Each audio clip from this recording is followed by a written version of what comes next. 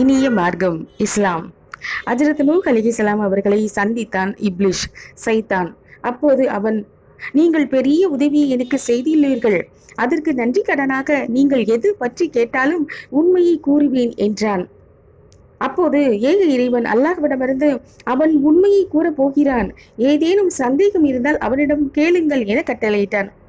உடனே நூஹ் நபி அவர்கள் ஷைத்தானிடம், உன் நண்பன் யார், நான் உனக்கு என்ன உதவி செய்தேன் என 2 கேள்விகள் கேட்டார்கள். இதற்கு பதில்களாக, கஞ்சன், பொறாமைக்காரன், தற்பெருமை கொள்பவனே எனது நண்பன்.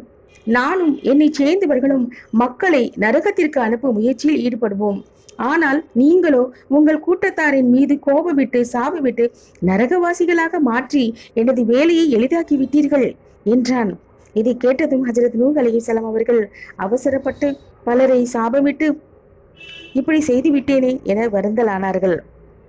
ஏக இறைவனின் கட்டளையானது கோபமும் சாபமும் கூடாது.